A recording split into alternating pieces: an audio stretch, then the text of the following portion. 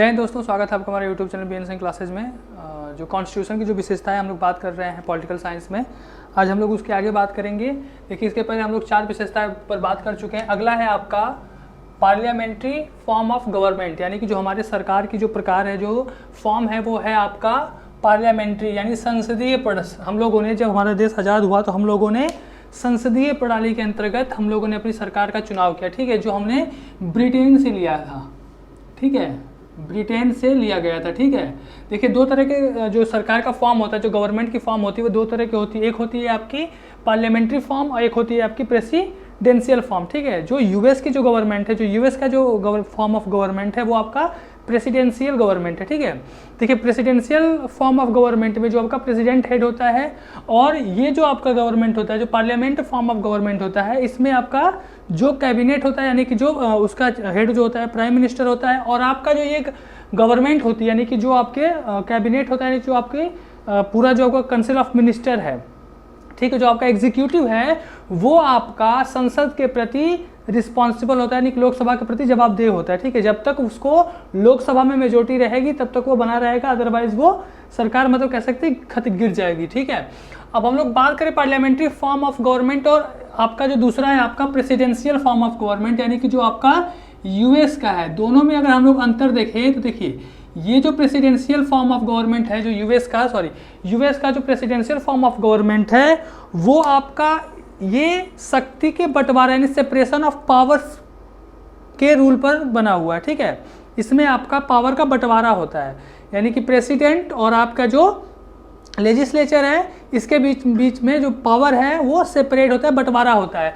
जबकि parliamentary form of government में क्या होता है कि ये लेजिस्लेचर और एग्जीक्यूटिव यानी कि विधायिका और कार्यपालिका के समन्वय पर टिका हुआ है, ठीक है। दोनों आपस में एक साथ मिल के काम करते हैं, क्योंकि जो सरकार होती है, जो गवर्नमेंट होती है, गवर्नमेंट के जो लोग होते हैं वो सदन के ही मेंबर यानी कि लेजिस्लेचर के ही मेंबर होते हैं, ठीक है। आपके जो प्रधानमंत्री होते हैं, जो अन्य मंत्री होते हैं, कैबिनेट मंत्री या जो आपके जो भी मंत्री होते हैं, राज्य मंत्री या जो भी, वो आपके दोनों सदन में से किसी एक सदन का सदस्य होना अनिवार्य है, ठीक है। चाहे वो लोकसभा का हो, चाहे वो राज्यसभा का हो। अगर मान लीजिए कोई मंत्री बन गया, प्रधानमंत्री बन गया, अगर वो किसी सदन का सदस्य नहीं है तो 6 महीने के अंदर उसे किसी एक सदन की सदस्यता लेना अनिवार्य है, ठीक है। तो जैसे आपके जो हमारे प्रधानमंत्री नरेंद्र मोदी, वो आपके लोकसभा निचली सदन के मेंबर हैं, ठीक है। इसके पहले वाले जो प्रधानमंत्री थे माननीय आपके डॉक्टर मनमोहन सिंह, वो आपके राज्यसभा के सदस्य थे। और ऐसे ही हम लोग एक एग्जाम्पल ले तो देखिए, जैसे क्या है कि 6 महीने बाद अगर आप शपथ ले लिए हैं मंत्री के पद पर, या किसी कि हम मंत्री पद पे या किसी भी पद पे, यानी प्रधानमंत्री के पद पे या मुख्यमंत्री किसी भी पद पे, तो 6 महीने के अंदर आपको किसी एक सदन की सदस्यता लेना अनिवार्य है, ठीक है। तो ऐसे ही एक केस हुआ था आपका तमिलनाडु में, ठीक है। तमिलनाडु में क्या हुआ कि वहाँ की जो चीफ मिनिस्टर थी जयललिता, इसके पहले जिनका अभी डेथ हो चुका है, देखिए जयललिता क्या की कि वो जब मुख्यमंत्री बनी तो वो किसी भी सदन के सदस्य नहीं थी, ठीक है। उनके एक मंत्री थे जो किसी भी सदन के सदस्य नहीं थे, ठीक है। तो उन्होंने क्या किया कि 6 महीना जैसे ही पूरा होने को होता था, वो उनसे इस्तीफा दिलवा देती थी और फिर बाद में उनको शपथ दिलवा देती थी। तो मतलब समझ रहे, 6 महीना पूरा होने से पहले वो इस्तीफा दिलवा देती थी, फिर शपथ दिलवा देती थी, फिर 6 महीना जैसे ही पूरा होने को होता था फिर इस्तीफा दिलवा देती थी, फिर उनको शपथ दिलवा देती थी। मतलब कि 6 महीना पूरे ये नहीं होने देती थी और उनको इस्तीफा दिलवा देती थी। अब ये जो 6 महीने के अंदर किसी एक सदन का सदस्य होना चाहिए था, इसके लूप होल का उन्होंने फ़ायदा उठाया। बाद में यह कह दिया गया कि सिर्फ एक ही बार, ठीक है, सिर्फ एक ही बार आप मंत्री बनेंगे और 6 महीने के अंदर सदस्य बनेंगे, अदरवाइज आप नहीं बन सकते। तो ये कुछ इंटरेस्टिंग जो फैक्ट है पॉलिटिक्स से रिलेटेड। तो देखिए, पार्लियामेंट्री फॉर्म ऑफ गवर्नमेंट में जो आपका कोऑर्डिनेशन से ये चलता है, ठीक है, सहयोग से, समन्वय से चलता है। जबकि आपका जो ब्रिटेन का जो प्रेसिडेंशियल जो यूएस का जो प्रेसिडेंशियल सिस्टम है, वहाँ पे जो राष्ट्रपति होता है, उनकी और लेजिस्लेचर के बीच में जो वहाँ की कांग्रेस है, उनके बीच में पावर सेपरेट होता है, ठीक है। इसके अलावा जो आपका पार्लियामेंट्री फॉर्म ऑफ गवर्नमेंट है, इसको वेस्टमिंस्टर सिस्टम या रिस्पॉन्सिबल गवर्नमेंट या कैबिनेट गवर्नमेंट भी कहते हैं, ठीक है। बाद के समय में चल के देखा जाए तो ये जो आपका पार्लियामेंट्री फॉर्म ऑफ गवर्नमेंट है, या आज के समय में हम लोग देखें तो इसमें प्रधानमंत्री जो आपका प्राइम मिनिस्टर है वो इंपॉर्टेंट हो गया है। ठीक है, इंपॉर्टेंट हो गया, महत्वपूर्ण हो गया है। ठीक है, पहले क्या होता था कि ये किसी एक आदमी के ऊपर डिपेंड नहीं होती थी। ठीक है, लेकिन अब क्या है कि अब एक तरह से कह सकते हैं कि ये फॉर्म भी आपकी प्रेसिडेंशियल फॉर्म की तरह ही होती चली जा रही है, यानी कि एक आदमी के ऊपर डिपेंड कर रहा है, तो इसे प्राइम मिनिस्टर गवर्नमेंट भी अब कहने लगे हैं। अगला आपका इंपॉर्टेंट कह सकते हैं कि अगला आपका जो है synthesis of the parliamentary sovereignty and judicial supremacy.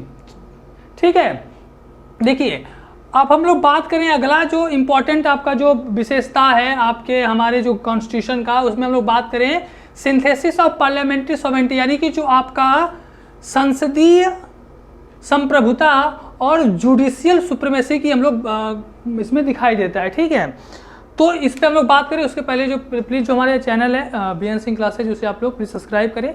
जितना भी पॉलिटिकल साइंस की इंपॉर्टेंट चीज़ है उसको हम लोग कवर करेंगे। आप लोग हमारे जो भी प्लेलिस्ट है उसमें आप विजिट कर सकते हैं, जा देख सकते हैं। हम लोगों ने 1600 यानी कि जो 1600 एडी से 1600 एडी से जो भी इंपॉर्टेंट चेंजेस हुए हैं उस पर हम लोगों ने बात की है, वीडियो बनाया है।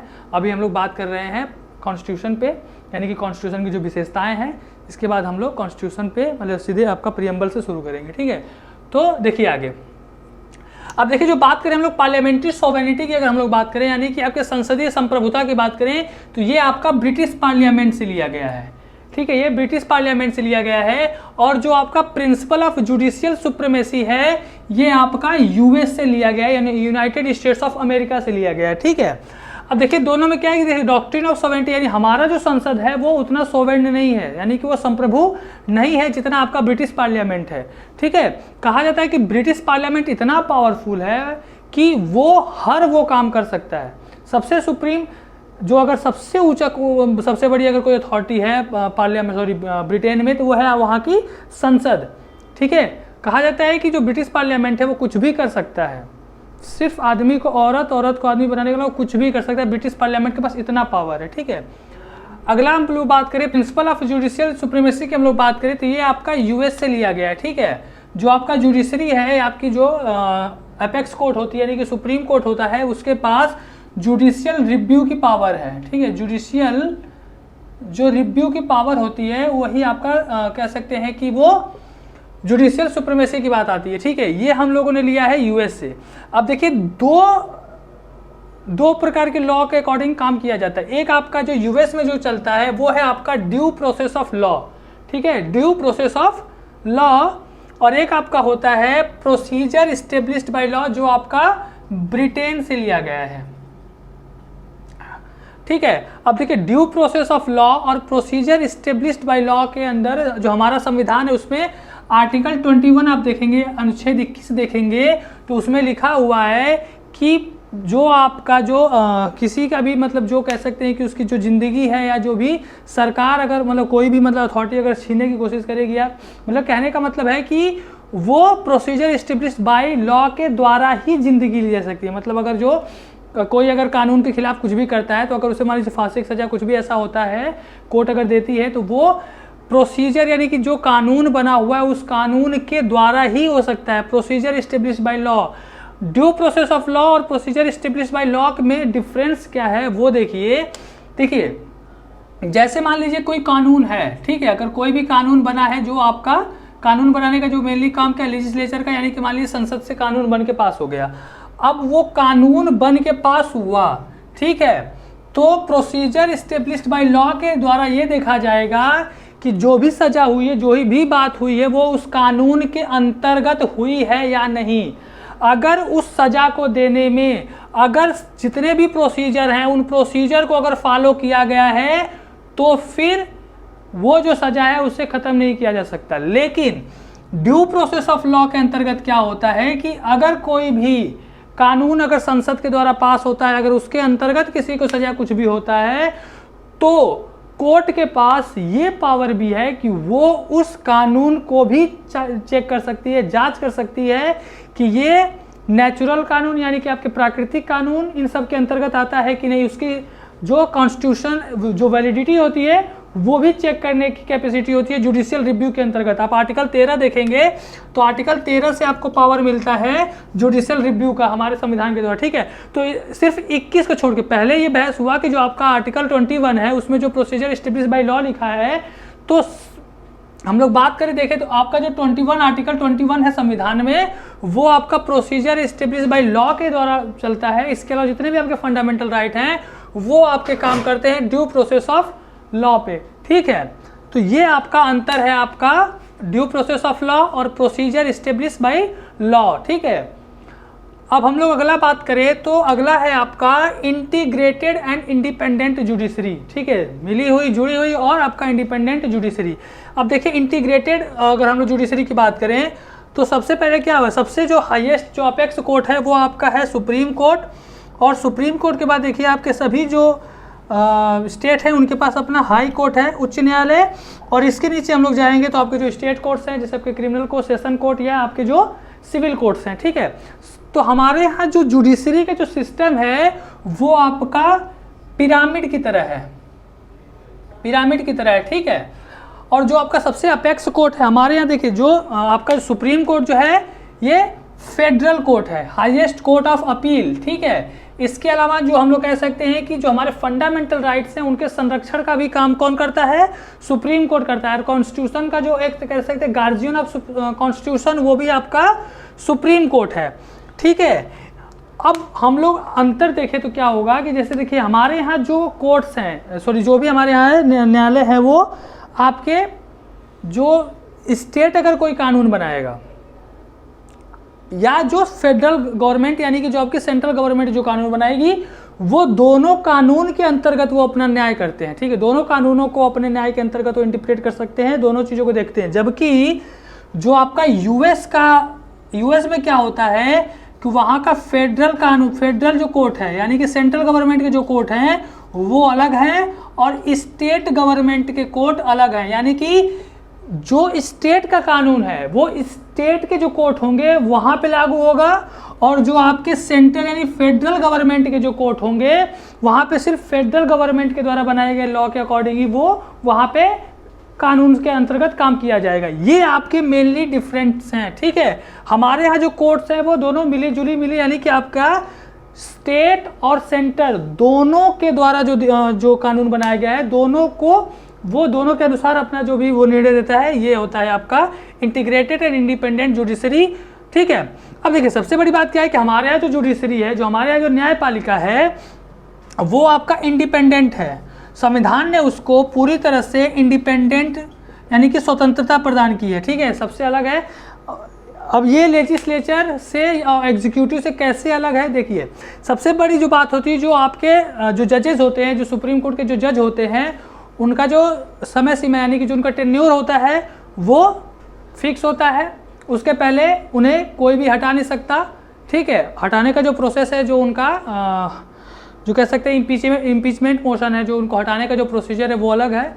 आज तक सिर्फ एक ही जज के ऊपर आज तक इम्पीचमेंट मोशन लाया गया है, वो भी पूरा नहीं हुआ था, तो इनका टेन्योर खत्म होने से पहले हटाया नहीं जा सकता। जितने भी आपके इनके एक्सपेंसेस होते हैं वो सब कंसोलिडेटेड फंड, जो आपका भारत का जो कंसोलिडेटेड फंड ऑफ इंडिया है उसके द्वारा होता है। इसके अलावा जो आपके कोर्ट होते हैं, भारत के जो भी कोर्ट्स हैं, ठीक है, जो भी न्यायालय हैं उसमें जो भी निर्णय दिया जाएगा उस निर्णय पर भारत के संसद में कोई भी बहस नहीं हो सकती, कोई भी सवाल नहीं पूछा जा सकता, इससे उनको छूट प्रदान की गई है। इसके अलावा जो अवमानना होता है, ठीक है, वो कंटेम्प्ट ऑफ कोर्ट, ये भी इसके अंतर्गत जो कोर्ट्स होते हैं वो सजा देने के प्रावधान है। तो इस तरह से हमारी जो जुडिशरी होती है उसको इंडिपेंडेंट करने की कोशिश की गई है हमारे संविधान के द्वारा, ठीक है।